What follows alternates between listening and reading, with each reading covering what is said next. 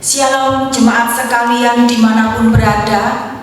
Bersyukur selalu buat pemeliharaan yang luar biasa dalam kehidupan kita sampai hari ini, sehingga kita masih boleh beribadah bersama-sama secara online. Kami undang jemaat untuk berdiri, kita bersama-sama menyiapkan hati kita, mengambil waktu untuk bersaat teduh.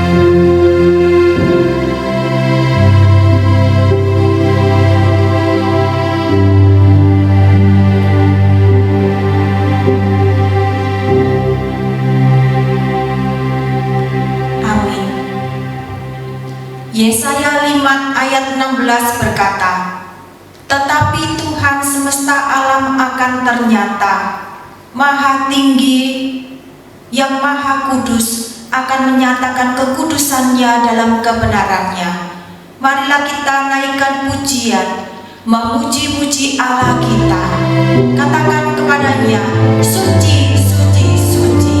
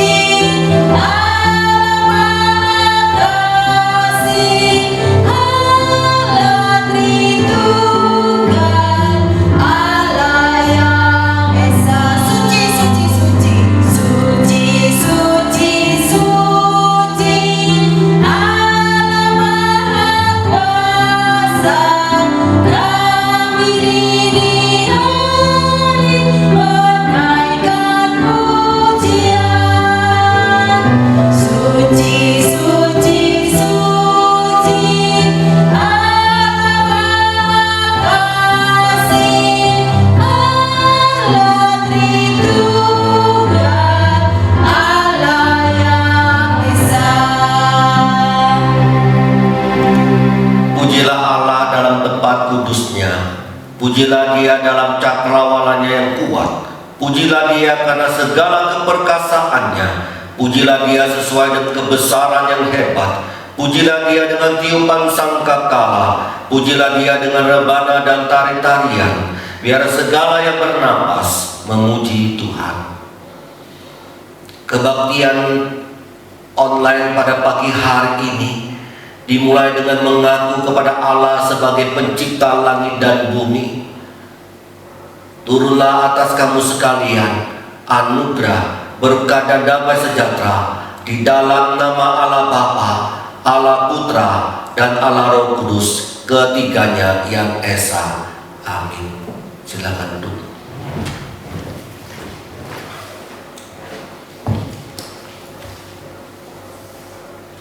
Hari ini kita mempunyai kesempatan untuk berdoa, untuk mengakui setiap dosa-dosa dan pelanggaran kita kepada Tuhan. Karena Tuhan kita adalah Tuhan yang maha tahu, Tuhan yang melihat sampai kedalaman hati kita melebihi siapapun. Katakan dan akuilah semuanya, dan berdoalah secara pribadi kepada Tuhan kita. Musik akan mengiringi kita dengan sebuah lagu, "Kau Mengenal Hatiku." Mari kita berdoa bersama-sama.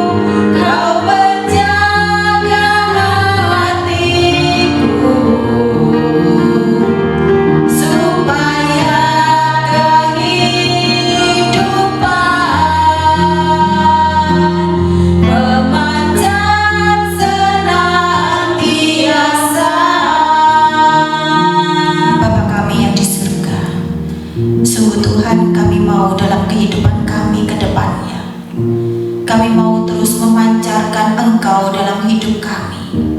Karena kami tahu ya Tuhan, Engkaulah Tuhan yang sungguh-sungguh adalah Tuhan, Tuhan yang mau mati dan hidup bagi kami ya Bapa. Engkau adalah Tuhan yang sungguh mengetahui dalamnya isi hati kami ya Tuhan.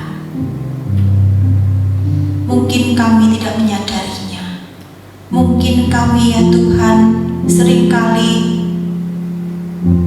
tidak percaya bahwa Engkau sungguh mengetahui isi hati kami. Tetapi Bapa, saat ini kami tahu Engkau memang Allah yang sungguh luar biasa ya Tuhan. Kalau dunia ini melihat muka kami, kalau dunia ini melihat sikap kami, kalau dunia ini melihat kebaikan kami saja, tetapi Engkau adalah Allah yang sungguh mengetahui isi hati kami. Bahkan seberapapun kami, Engkau tetap mau menerima kami ya Tuhan. Hari ini kami datang di hadapan-Mu Bapa, mau mengakui segala dosa dan kesalahan kami di hadapan-Mu. Kami mau ya Tuhan, Engkau menyucikan dan menguduskan kami ya Bapa. Ya Tuhan, sungguh Tuhan, kami mau berguna bagi Engkau. Kami mau ya Tuhan melakukan yang baik bagi Engkau, bukan bagi manusia.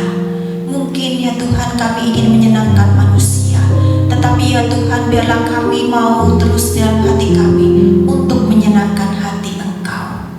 Sucikan, kuduskan kami Bapa. Terimalah ya Tuhan ibadah kami pada hari ini. Dengan hati yang tulus kami mau beribadah dan berbakti kepada Engkau. Hanya di dalam nama-Mu kami berdoa. Amin. Dengan tetap berdiri kita mengakui pengakuan iman kita.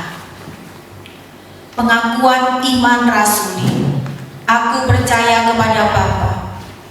Aku percaya kepada Allah, Bapa yang Maha Kuasa, Khalik langit dan bumi, dan kepada Yesus Kristus anaknya yang tunggal Tuhan kita, yang dikandung daripada Roh Kudus, lahir dari anak darah Maria, yang menderita sengsara di bawah pemerintahan Pontius Pilatus, disalibkan, mati dan dikuburkan, turun ke dalam kerajaan maut, pada hari yang ketiga bangkit pula dari antara orang mati, naik ke surga, duduk di sebelah kanan Allah, Bapa yang Maha Kuasa, dan dari sana Ia akan datang untuk menghakimi orang yang hidup dan yang mati. Aku percaya kepada Roh Kudus, gereja yang kudus dan am, persekutuan orang kudus, pengampunan dosa, kebangkitan tubuh, dan hidup yang kekal. Amin. Silakan duduk. Yesus telah bangkit dari maut dan iblis telah dikalahkan oleh kuasa darahnya. Mari kita kibarkan terus panji Allah kita. Kalau Allah ada di dalam hati kita, maka tidak ada yang bisa melawan kita, karena kita lebih dari pemenang.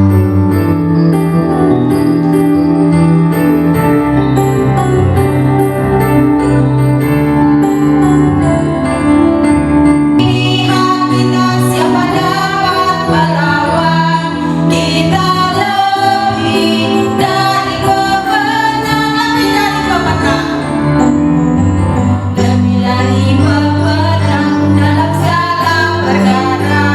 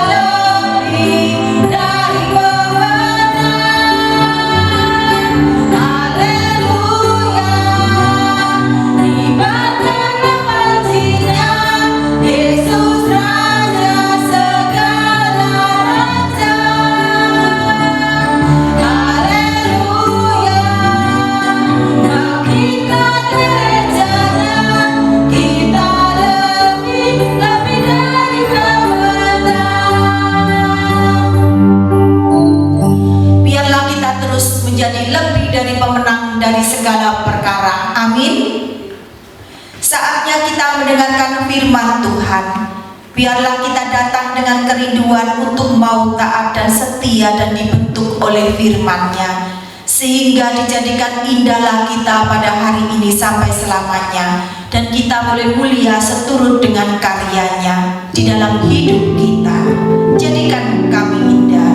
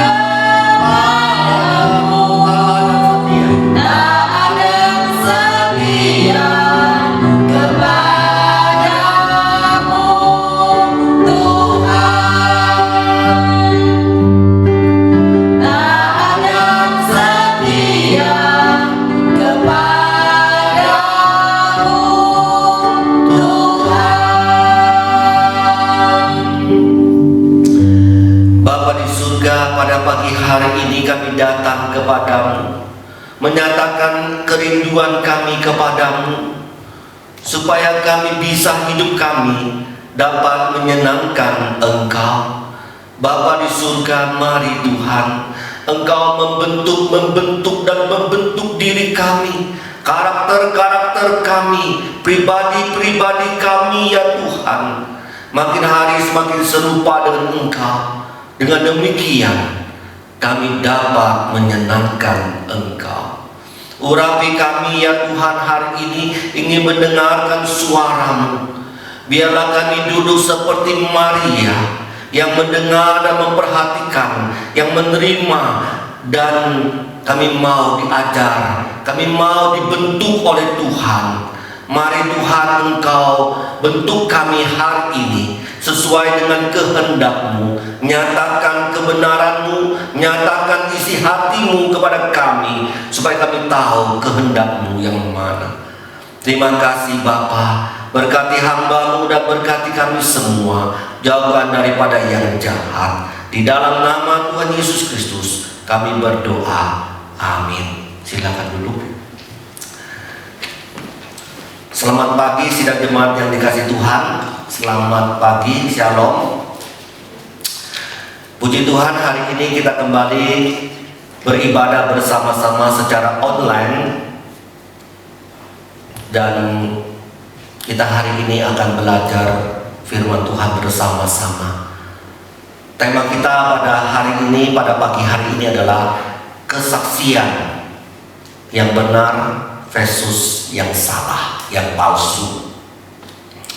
Baik saudara yang dikasihi oleh Tuhan, biarlah kita dari awal sampai akhirnya dalam ibadah secara online ini kita fokuskan kepada firman Tuhan. Kita mau Tuhan berbicara kepada kita secara pribadi, lepas pribadi. Kita akan membaca firman Tuhan terlebih dahulu di dalam Kisah pasal 22. Kisah Para Rasul pasal 22 ayat 1 sampai yang ke-16. Kita akan baca silih bergantian di dalam bagian ini. Kisah Para Rasul pasal 2 ayat 1 sampai 16. Hai saudara-saudara, bapak-bapak, dengarkanlah apa yang hendak kukatakan kepadamu sebagai pembelaan diri. Ketika orang banyak itu mendengar ia berbicara dalam bahasa Ibrani, maka tenanglah mereka. Ia berkata, Aku adalah orang Yahudi lahir di Tarsus di tanah Kilikia, tetapi dibesarkan di kota ini, dididik dengan teliti di bawah pimpinan Gamaliel dalam hukum nenek moyang kita, sehingga aku menjadi seorang yang giat bekerja bagi Allah, sama seperti kamu semua pada waktu ini. dan aku telah menganiaya pengikut-pengikut jalan Tuhan sampai mereka mati. Laki-laki dan perempuan kutangkap dan kuserahkan ke dalam penjara. Tentang hal itu, baik imam besar maupun majelis tua-tua dapat memberikan kesaksian. Dan mereka aku telah membawa surat-surat untuk saudara-saudara di Damsyik, dan aku telah pergi ke sana untuk menangkap penganut-penganut jalan Tuhan yang terdapat juga di situ, dan membawa mereka ke Yerusalem untuk dihukum. Tetapi dalam perjalananku ke sana, ketika aku sudah dekat Damsyik, yaitu waktu tengah hari, tiba-tiba memancarlah cahaya yang menyilaukan dari langit mengelilingi aku. Maka nebalah aku ke tanah, dan aku mendengar suatu suara yang berkata kepadaku, Saulus, Saulus, mengapakah engkau menganiaya aku? Jawabku, siapakah engkau Tuhan? Katanya, akulah Yesus orang Nazaret yang kau aniaya itu. Dan mereka menyertai aku memang melihat cahaya itu, tapi suara dia yang berkata kepadaku tidak mereka dengar. Maka kataku, Tuhan, apakah yang harus kuperbuat? Kata Tuhan kepadaku, bangkitlah dan pergilah ke Damsyik. Di sana akan diberitahukan kepadamu segala sesuatu yang ditugaskan kepadamu. Dan karena aku tidak dapat melihat oleh karena cahaya yang menyilaukan mata itu, maka kawan-kawan seperjalananku memegang tanganku dan menuntun aku ke Damsyik. Di situ ada seorang bernama Ananias, seorang saleh yang menurut hukum Taurat, dan terkenal baik di antara semua orang Yahudi yang ada di situ. Ia datang berdiri di dekatku dan berkata, Saulus, saudaraku, bukalah matamu dan lihatlah. Dan mereka itu juga akan melihat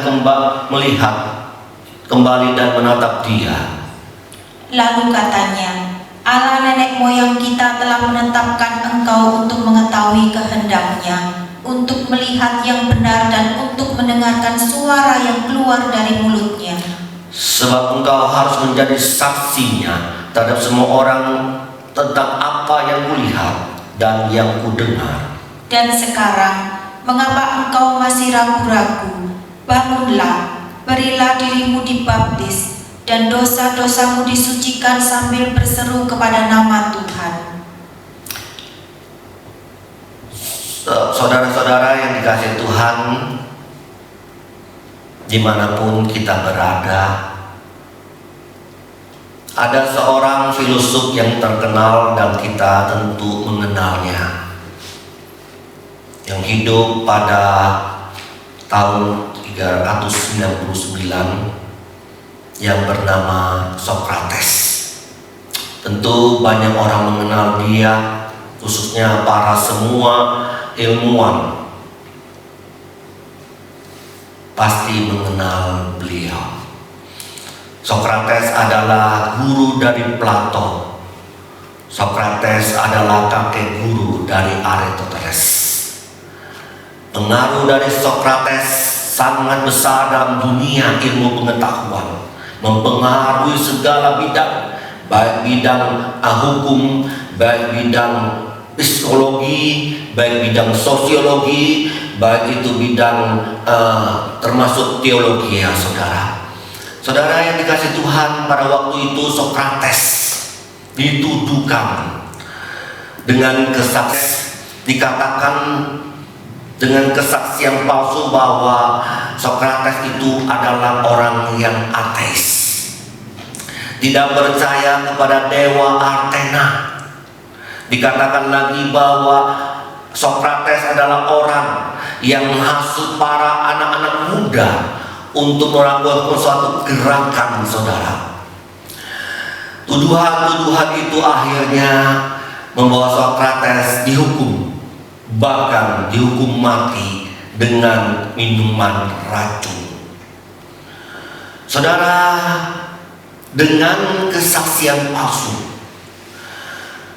yang tak terbukti membawa orang yang tak bersalah harus mati minum minuman racun. Saudara, dengan kesaksian palsu membawa orang yang berpengaruh dalam dunia harus mati. Sangat tragis sekali bahwa dengan kesaksian palsu bahwa orang mengalami kecelakaan. Itulah saudara bahaya dari sebuah kesaksian palsu. Bukan membawa kepada hal-hal yang positif, tetapi membawa hal-hal yang negatif. Bukannya membangun orang lain, tetapi menjatuhkan orang lain. Sekali lagi, itulah bahaya daripada kesaksian palsu. Inilah yang Tuhan katakan di dalam Amsal 26:28. Dusta akan mendatangkan kehancuran, baik bagi orang itu sendiri, baik bagi orang lain. Oleh sebab itu Tuhan sangat benci dengan dusta, dengan kepalsuan. Oleh sebab itu Allah tuangkan di dalam salah satu 10 perintah Allah, yang dimaksud di dalam 9 perintah Allah, janganlah bersaksi dusta tentang sesama. Saudara, kenapa kesaksian itu begitu penting? Kalau kita lihat kenapa Tuhan sengaja masukkan tentang dusta, ini merupakan salah satu daripada 10 perintah Allah. Saudara yang dikasih Tuhan, kalau kita lihat setiap hari, tentu kita memberikan kesaksian, baik di dalam menceritakan kehidupan kita, baik di dalam pekerjaan kita, baik dalam usaha kita, baik dalam rumah tangga kita, baik dalam pergaulan kita, baik dalam pelayanan kita. Setiap hari kita tentunya memberikan kesaksian, bercerita. Disitulah yang disebut dengan kesaksian.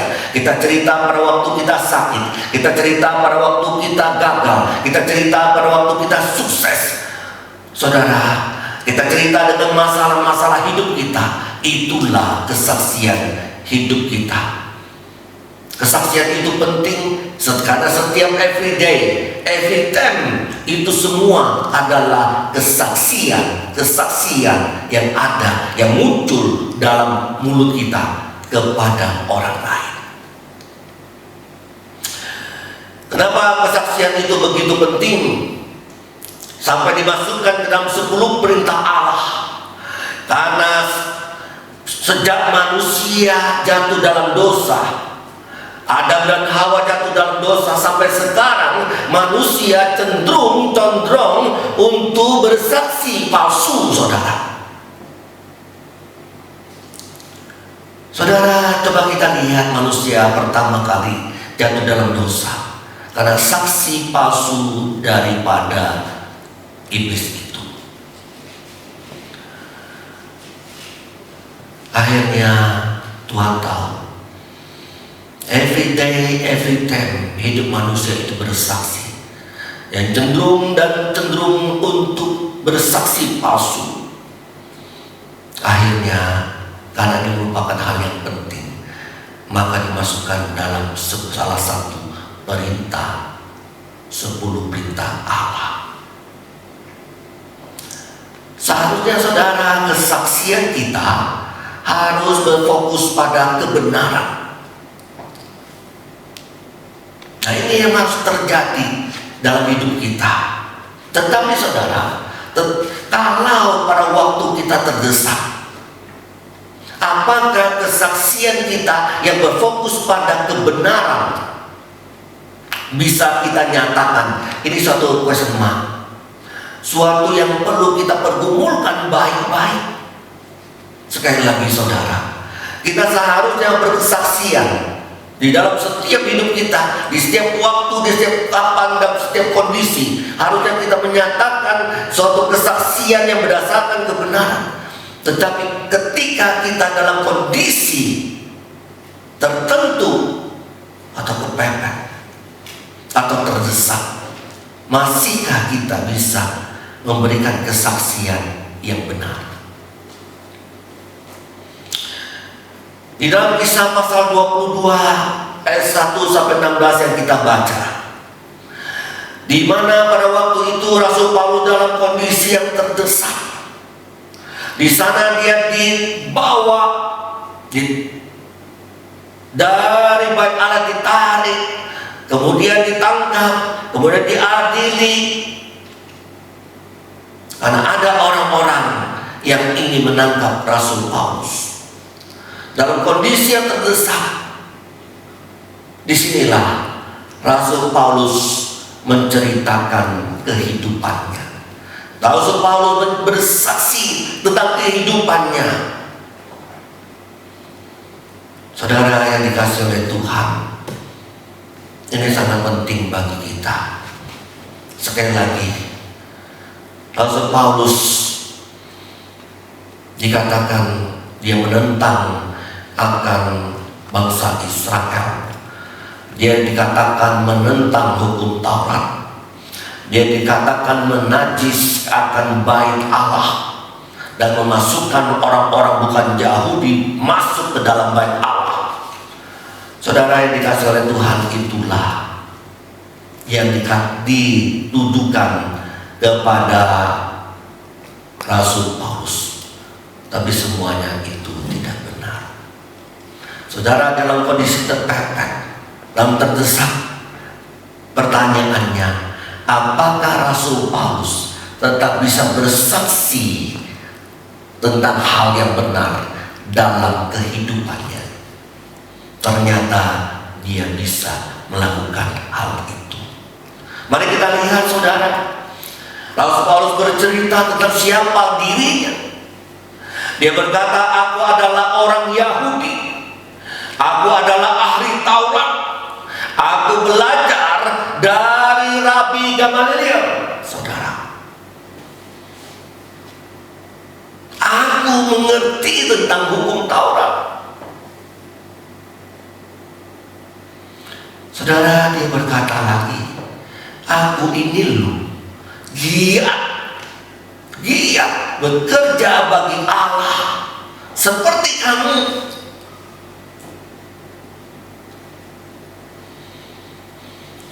Aku dulu dikatakan seorang yang jahat, penganiaya orang-orang Kristen, sampai mati. Dicerita seperti itu. Aku mengejar orang-orang Kristen,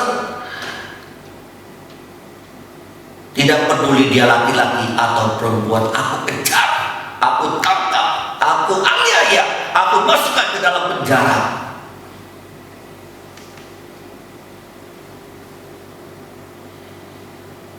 Saudara yang dikasihi oleh Tuhan, disinilah Rasul Paulus bersaksi. Dia mengatakan, aku menganiaya orang Kristen, aku menghukum orang-orang Kristen, karena dulu aku tahunya mereka orang-orang Kristen itu melawan hukum Taurat. Dianggap ketika dia melakukan penganiayaan, melakukan tindakan bagi orang Kristen karena melanggar hukum Taurat, itu dianggap tindakan yang benar, tindakan yang mulia. 2 Korintus pasal 3 ayat 10. Rasul Paulus mengatakan itu tindakan yang mulia. Saudara, di bagian lain kalau kita lihat Rasul Paulus berkata, aku adalah orang yang paling jahat di antara orang-orang jahat. Aku adalah orang-orang yang berdosa di antara orang-orang berdosa. Saudara yang dikasih, ketika aku menganiaya orang Kristen, ketika memasukkan orang-orang Kristen dalam penjara dan sampai mereka mati, itu loh diketahui para imam besar, diketahui oleh majelis tua-tua. Mereka tuh yang memberikan surat kepadaku sehingga aku melakukan penganiayaan kepada orang-orang Kristen, dan mereka mati karena tindakan saya. Saudara, dicerita seperti itu. Tetapi saudara, dicerita ketika sedang perjalanan ke Damsyik. Nah ini saudara, sedang perjalanan ke Damsyik untuk menyerang orang-orang Kristen di Damsyik, membunuh orang-orang Kristen di Damsyik. Dia ceritain, tiba-tiba ada cahaya yang mengilaukan matanya sehingga matanya sampai buta. Lalu dia mendengar suara yang tidak didengar sama teman-temannya, tim-timnya. Suara itu hanya berkata kepada pribadinya, kepada Saulus. Suara itu berkata, Saulus, Saulus, mengapa engkau menganiaya aku? Dia heran tentu, bukan saudara? Langsung Saulus berkata, siapa engkau?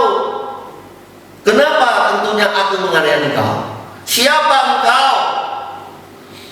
Jawab suara itu, akulah Yesus, akulah orang Nazaret yang engkau aniaya itu. Bangkitlah, pergilah ke Damsyik. Di situ aku akan memberikan suatu tugas kepadamu. Saudara, di bagian ini Rasul Paulus bersaksi bagaimana Tuhan menyapa dia secara pribadi, bukan kepada orang lain. Suara itu datang kepada pribadi. Tuhan Yesus datang memanggil dia secara pribadi. Pribadi yang jahat itu. Tentu pada waktu itu Saulus bingung. Kok ada kalimat, Saulus, Saulus, mengapa engkau menganiaya aku? Tentu akhirnya Saulus sadar. Artinya, ketika aku menganiaya orang Kristen, disitulah aku menganiaya Tuhan Yesus. Sekali lagi saudara, ketika aku menganiaya orang Kristen, disitulah aku menganiaya Tuhan Yesus Kristus. Saudara, setelah di Damsyik dia bertemu dengan Ananias. Maka Ananias menyembuhkan matanya. Dia bersaksi, aku mataku buta. Tetapi ketika aku di Damsyik bertemu dengan Ananias, aku disembuhkan. Di dalam ayat 14 dikatakan, disinilah aku mendapatkan kehendak Tuhan. Disinilah aku melihat hal yang benar. Disinilah aku menjadi saksi Kristus. Disinilah aku menjadi orang yang dipulihkan oleh Tuhan. Akhirnya aku bertobat. Akhirnya aku percaya kepada Tuhan Yesus. Akhirnya aku menjadi saksi bagi Kristus, saudara. Inilah kesaksian daripada Rasul Paulus. Saudara, dari kesaksian ini kita bisa melihat beberapa hal. Yang pertama, dalam kondisi terdesak, yang akan dipenjara, yang akan diadili, Rasul Paulus tetap bersaksi, tetap bercerita hal yang benar. Saudara, ini penting. Dia tidak bercerita mengarang-arang. Dia tidak bercerita membuat-buat suatu karangan yang baru yang tidak terjadi dalam kehidupannya. Apa yang jahat dia katakan sebenarnya. Apa yang baik dia katakan yang baik. Dia tidak mengubah dari yang jahat menjadi hal yang baik. Tidak, saudara. Saudara, demikian seperti Tuhan Yesus Kristus. Ketika Tuhan Yesus di dalam kondisi-kondisi pada waktu dia dihadapkan di hadapan mahkamah akan dijatuhkan hukuman mati. Saudara, Tuhan Yesus berkata, ketika orang berkata, apakah engkau Mesias? Yesus berkata, Anak manusia, jawabannya adalah Anak manusia sudah duduk di sebelah kanan Allah yang Maha Kuasa. Di dalam terdesak yang dianggap Yesus melawan Allah, yang setara dengan Allah, yang sama dengan Allah. Malahan saudara, dia berkata, saat ini Anak manusia yang menyatakan dirinya sudah duduk di sebelah kanan Allah Bapa.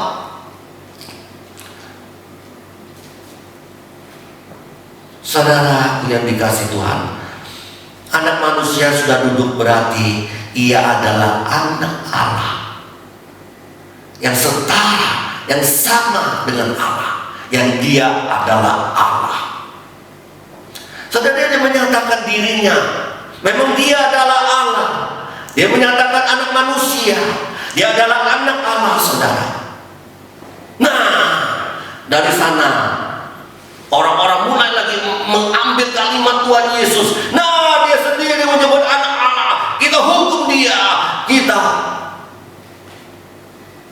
salibkan dia. Dan mereka bertanya lagi, apakah engkau anak Allah?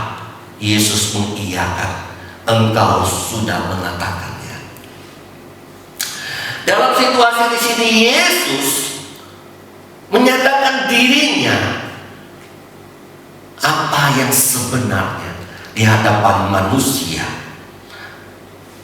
Saudara yang dikasihi Tuhan, Yesus berkata di dalam Matius pasal 5 ayat 37. Di sana dikatakan apa, saudara? Tuntun tolong bacakan bagian ini.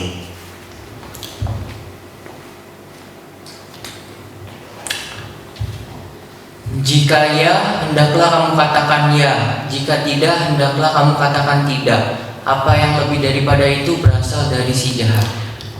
Saudara, Tuhan Yesus mengajarkan, jika iya katakan iya, jikalau tidak katakan tidak.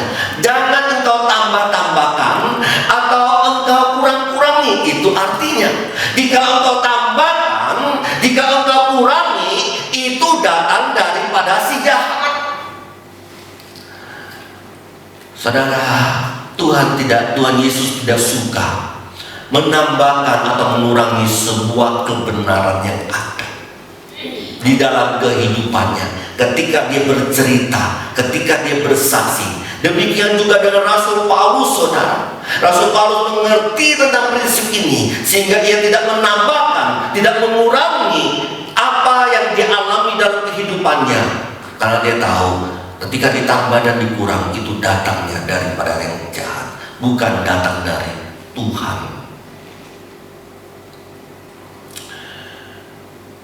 Kadang-kadang kita di dalam keadaan tertentu, kita bisa menambahkan sesuatu, cerita yang lain, atau mengurangi yang lain, karena ingin mencari sebuah keuntungan dari sebuah kepalsuan. Saudara, ini kalimat penting, saudara. Kadang-kadang dalam kondisi tertentu, kita bisa tambahkan sesuatu, kurangkan sesuatu untuk mencari keuntungan dalam diri kita dalam sebuah kepalsuan. Saudara yang dikasihi Tuhan, ini bagian yang pertama kita belajar. Bagian yang kedua, dari kesaksian Rasul Paulus, kita dapat melihat bahwa Rasul Paulus memberikan kesaksian yang benar. Karena Rasul Paulus mempunyai satu prinsip bahwa kesaksian yang benar itu adalah penting, dan kesaksian palsu itu sangat berbahaya, dan dusta itu adalah hal yang serius.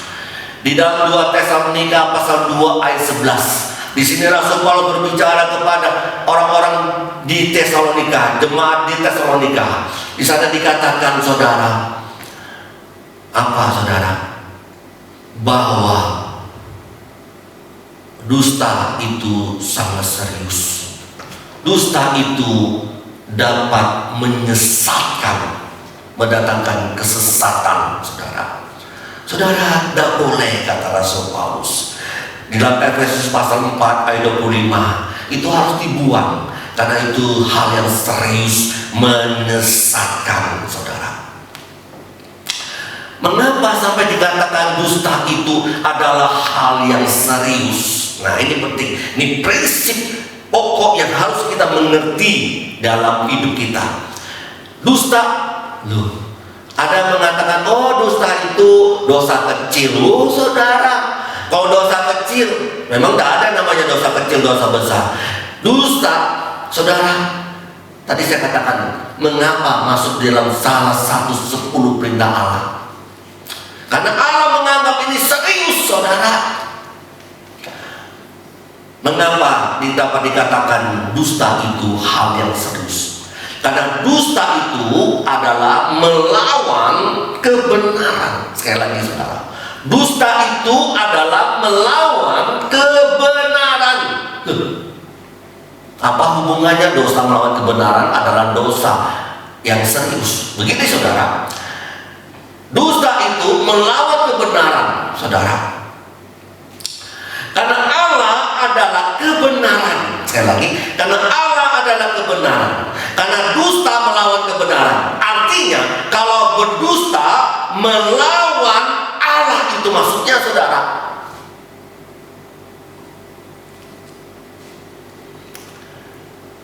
Sekali lagi, dusta itu sangat serius karena melawan Allah. Oleh sebab itu Allah berkata di dalam Amsal 12:22, di sana dikatakan dusta itu kekejian bagi Allah, karena dia melawan Allah.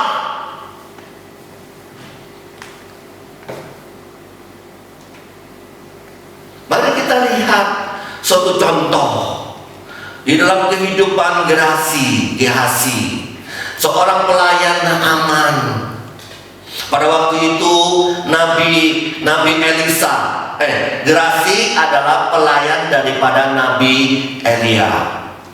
Nah, pada waktu itu Elisa, saudara. Pada waktu itu Elisa sudah menyembuhkan Panglima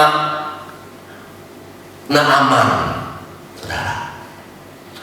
Kemudian Naaman ingin mengucapkan terima kasih. Ya tentulah sebagai manusia harus berterima kasih, bukan kepada Nabi Elisa. Naaman Elisa berkata, tidak usah. Saudara, hal ini didengar oleh Gehazi. Kemudian ketika mereka pulang, Elisa dan Gehazi kemudian berpikir, sayang sekali nggak diambil. Ini Gehazi adalah orang yang tamak. Kemudian Gehazi kembali ke Panglima Naaman. Gehazi berkata kepada Naaman, aku dipanggil oleh Nabi Elisa loh, untuk meminta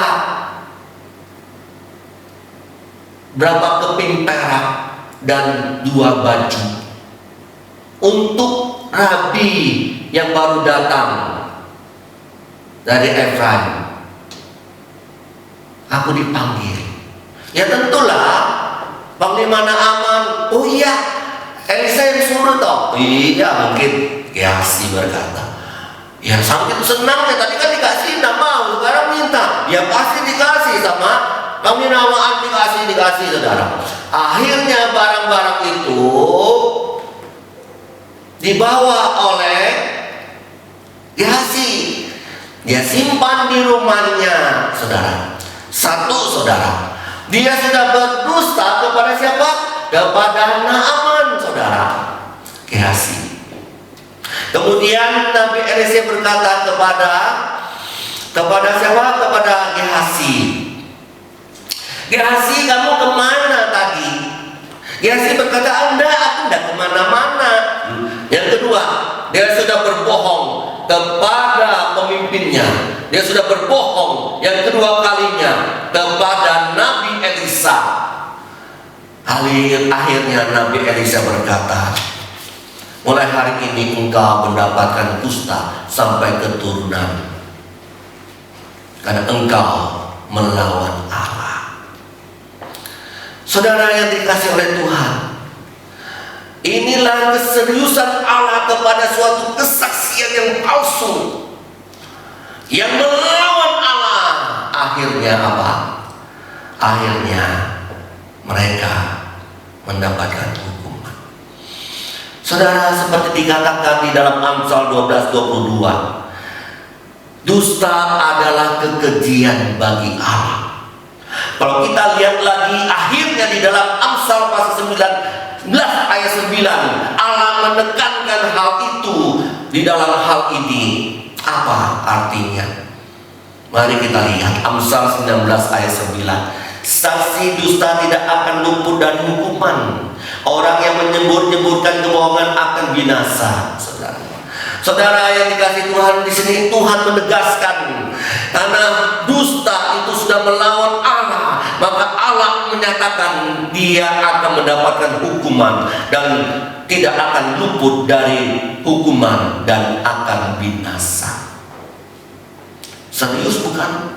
Allah menanggapi tentang kedustaan. Oleh sebab itu Tuhan Yesus Allah berkata, jika iya katakan iya, jikalau tidak katakan tidak. Jangan ditambah atau dikurang-kurangi. Mungkin ketika kita menambah, kita mengurangi, mendatangkan keuntungan bagi kita, tetapi ujung-ujungnya adalah mendatangkan kemalangan bagi kita. Itu bagian yang kedua, saudara. Kalau kita lihat lagi bagian pertama, apa yang benar, katakan benar dalam kondisi segala sesuatu. Saudara, bagian yang kedua sudah kita melihat bahwa dosa dusta itu adalah hal yang serius karena melawan Allah. Di situ kita melihat lagi yang ketika kita dapat mempelajari bahwa apa yang dikatakan oleh Rasul Paulus sebagai kesaksian, dia menyatakan jati dirinya, saudara. Di dalam kesaksian itu, dia berkata, saudara, aku adalah orang yang sudah percaya kepada Tuhan Yesus. Aku adalah orang yang bertobat. Aku adalah orang yang sudah dibaptis. Aku adalah yang sudah dipanggil menjadi saksi Kristus. Aku adalah utusan Allah. Dan ayat 21, ayat 15 dan ayat 16, dia menyatakan sebuah kesaksian itu. Dia menyatakan jati dirinya. Sama saudara, Yesus pun menyatakan jati dirinya di dalam menyatakan kesaksian. Sebab apa, saudara? Ketika kita menyatakan jati diri kita siapa, di dalam kita bersaksi, orang lain tahu. Orang lain akan mengambil data kesaksian hidup kita, jati diri kita, mengambil data itu, sehingga ketika kita berbicara A, berbicara B, berbicara C, maka orang tahu datanya dari saya, datanya dari orang itu, saudara. Saudara yang dikasihi oleh Tuhan, perlu adanya ungkapan jati diri supaya orang tahu. Dengan demikian kita bisa boleh menjadi saksi dan kita diingatkan kita adalah orang yang percaya, kita adalah orang tebusan, kita berbicara kepada orang lain, jati diri kita diketahui sama orang lain, maka kita pun diingatkan untuk berhati-hati dalam bercerita, mengingatkan hal itu tentang diri kita. Ketika kita bersaksi, saudara, yang menyatakan jati diri kita, disitulah ketika orang melihat sebuah kebenaran, disitulah kita boleh menjadi berkat bagi orang lain. Kalau orang lain tidak tahu jati diri kita, kita menyatakan yang benar, bagaimana kita bisa menjadi berkat buat orang lain? Saudara yang dikasihi oleh Tuhan, inilah yang kita perlu belajar di dalam sebuah kesaksian yang menyatakan sebuah kebenaran. Saudara yang dikasihi oleh Tuhan, itulah 3 hal yang penting di dalam hidup kita.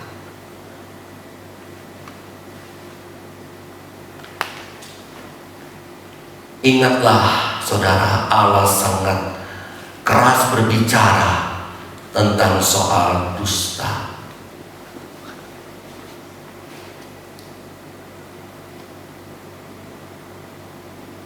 Marilah kita seperti pemazmur berkata di dalam Mazmur 119 ayat 26. Mari kita baca bersama-sama, saudara. Kita punya hati seperti pemazmur. Mazmur 119 ayat 26. Kita baca bersama-sama. 1, 2, 3.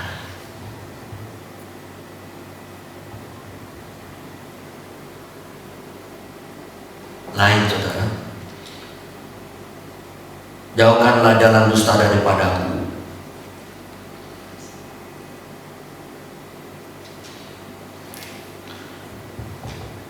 Kita baca bersama-sama. 1, 2, 3. Jauhkanlah jalan dusta daripadaku, dan karuniakanlah aku Tauratmu.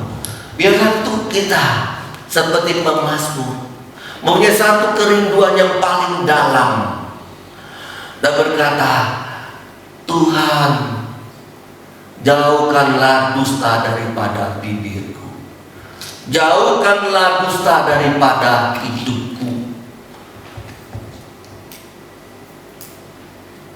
Karena dusta itu melawan Allah, melawan kebenaran. Jauhkanlah dusta daripada bibirku, karena itu dapat mencelakakan orang lain dan mendatangkan kemalangan bagi diriku. Nyatakanlah, Tuhan, jati diriku kepada orang lain, dan perlu malu, supaya orang lain mengetahui jati diri kami. sehingga kami bisa menjadi berkat buat orang lain.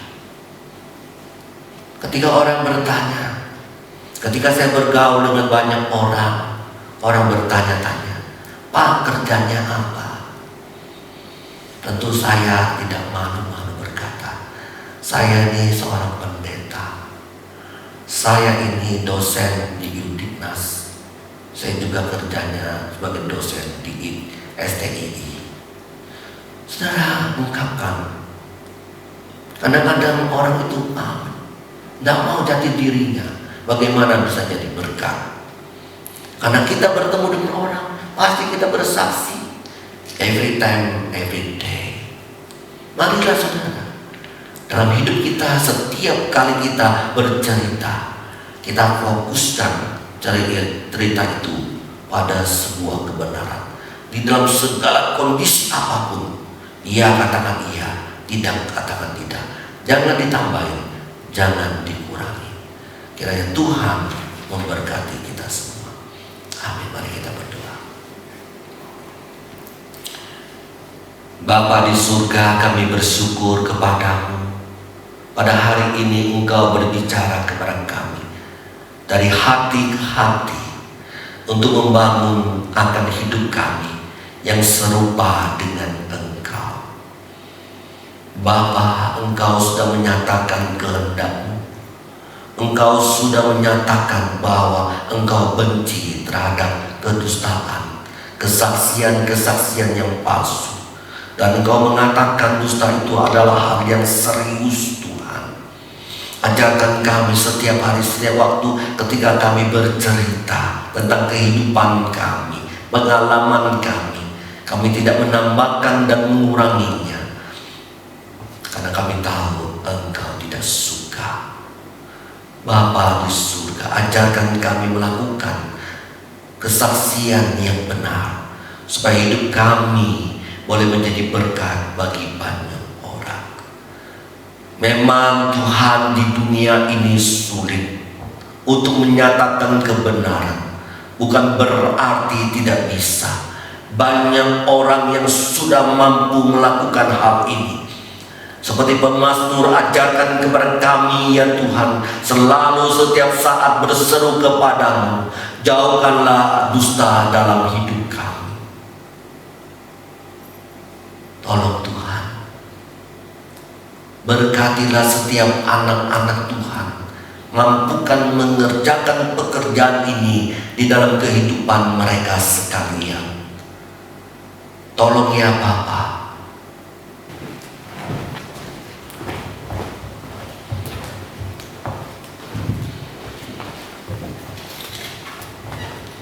Kita akan memberikan persembahan kepada Tuhan. Jemaat dapat memberikan persembahannya dan mengirimkan ke rekening gereja yang tertera di layar LCD ataupun yang tertera di warta gereja. Betapa aku bersyukur.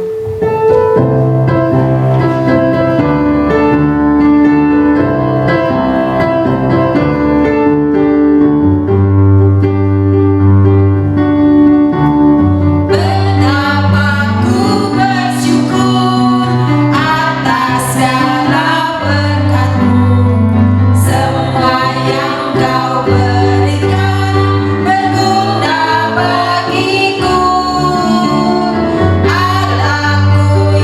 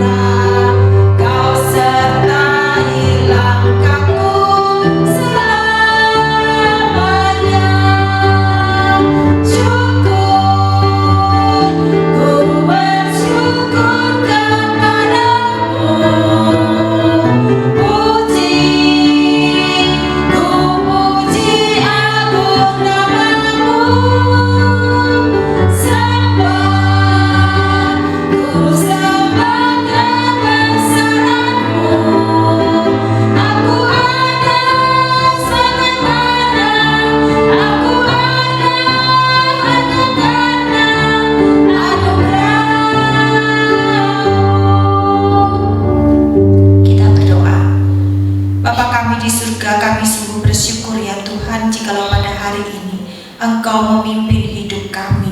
Tuhan, terima kasih untuk firman-Mu. Biarlah ya Tuhan, firman-Mu yang secara tegas Engkau sudah nyatakan bagi kami, bahwa hidup kami harus mengatakan yang benar jika itu benar, dan juga mengatakan salah jika itu salah. Dan juga ya Tuhan, Engkau memandang sungguh sangat serius ya Tuhan akan dusta ini, karena dengan berdusta kami ini melawan Engkau ya Tuhan. Kami melawan kebenaran Engkau ya Tuhan. Dan juga Tuhan, biarlah melalui firman-Mu hari ini, kami ya Tuhan tidak dengan malu-malu untuk menyatakan jati diri kami ya Bapa. Tolong kami ya Tuhan untuk bisa melakukan firman-Mu dalam kehidupan kami, dan boleh kami terapkan dalam langkah hidup kami ke depannya. Tuhan, saat ini pun Kau memberikan kesempatan bagi kami untuk memberikan korban syukur kami di hadapan-Mu. Terimalah ya Tuhan persembahan kami ini, boleh dipakai di gereja-Mu tempat ini, untuk boleh melakukan pekerjaan-pekerjaan yang boleh ya Tuhan dapat melebarkan kerajaan-Mu di dunia ini. Tuhan, saat ini ya Bapa, kami menyerahkan untuk beberapa pokok doa kami. Kami terus berdoa ya Tuhan untuk setiap anak-anak Tuhan yang saat ini ya Tuhan sedang di rumah masing-masing. Tuhan, kami rindu biarlah lewat hidup kami boleh hidup sehat, kami boleh menjaga ya Tuhan tubuh kami boleh tetap fit ya Tuhan, sehingga tak kalah ya Tuhan virus itu akan menempel ke kami atau penyakit apapun ya Tuhan, kami tetap ya Tuhan mempunyai tubuh yang kuat ya Tuhan untuk boleh melawan ya Tuhan. Engkau berikan itu bagi kami ya Tuhan. Saat kami di rumah, biarlah kami boleh menjaga hidup kami dengan benar, tidur dengan baik, makan dengan baik, olahraga dengan baik, dan terutama Tuhan hidup boleh dekat kepadamu. Kami terus berdoa untuk setiap anak-anak-Mu, khususnya anak-anak-Mu Tuhan yang ada di dalam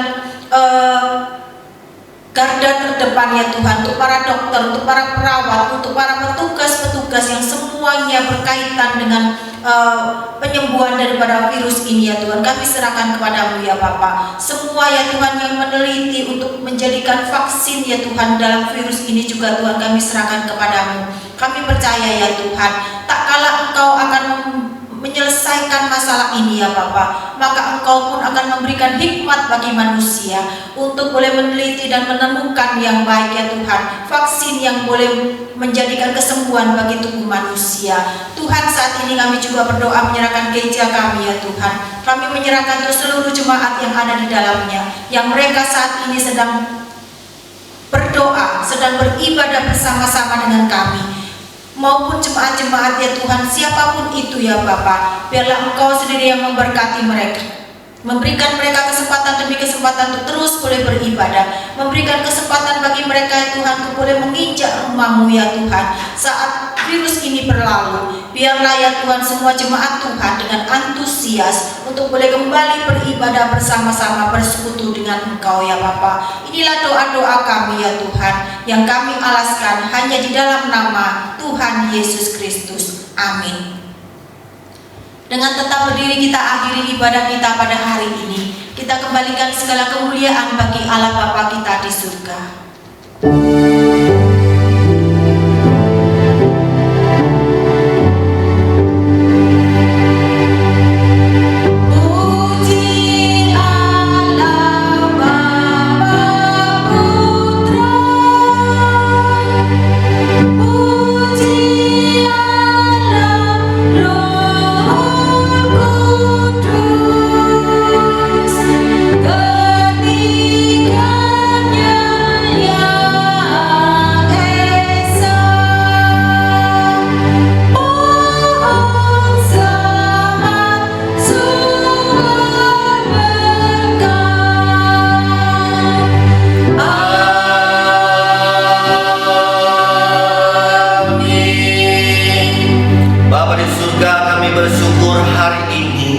Kami boleh mendapatkan berkat-berkat Tuhan ketika bersama dengan Tuhan, boleh memuji dan memuliakan Engkau, boleh beribadah kepadamu, boleh mendengarkan firman-Mu, boleh berdoa kepadamu, boleh memberikan persembahan kepadamu. Bapa di surga, walaupun kami ibadah secara online, Kami ibadah di rumah kami masing-masing, tidak mengurangi suatu pun berkat yang Engkau curahkan kepada kami hari ini. Sungguh Tuhan, kami bersyukur kepadamu. Engkau Allah yang baik. Tidak ada seorang pun, tidak ada keadaan apapun yang dapat menghalangi kami untuk menghadap dan memuji Engkau. Bapa di surga, berkatilah semua jemaat kami, berkatilah sahabat-sahabat kami yang hari ini bersama-sama di dalam ibadah online Tuhan. Engkau mengetahui keadaan mereka, Engkau tahu akan situasi pergumulan mereka masing-masing. Mari Tuhan, Engkau menyapa mereka, Engkau menolong mereka. Curahkanlah kemurahan-Mu, curahkanlah belas kasihan kepada mereka, biar mereka tetap mampu bersyukur kepada Tuhan, tetap bersukacita di dalam segala keadaan. Terima kasih ya Bapa, Engkau Allah yang baik, Engkau pasti akan menolong kami. Terima kasih Tuhan, dengarkanlah semua seruan daripada jemaat dan sahabat-sahabatmu dimanapun berada. Dengarkanlah jeritan hati mereka yang paling dalam Tuhan. Teguhkan mereka sekalian Tuhan. Mereka akan mengakhiri ibadah hari ini. Mari Tuhan, Engkau curahkan berkat, kuasa dan anugerah-Mu kepada mereka. Sidang jemaat-Mu yang kekasih, arahkanlah hatimu dan terimalah berkat Tuhan. Tuhan memberkati engkau dan melindungi engkau. Tuhan menghadapkan wajahnya kepadamu, memberikan engkau kasih karunia.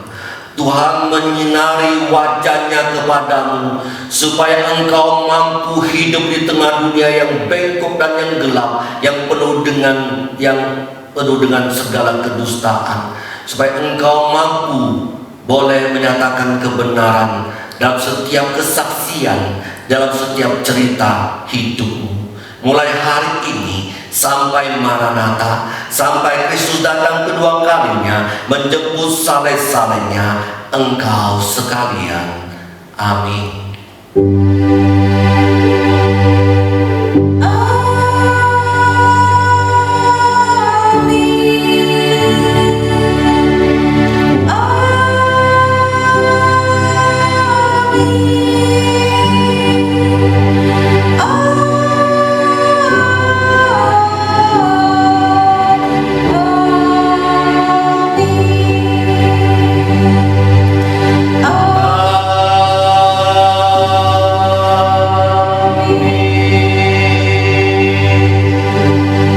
Silakan duduk. Saat teduh ibadah selesai, Tuhan memberkati kita.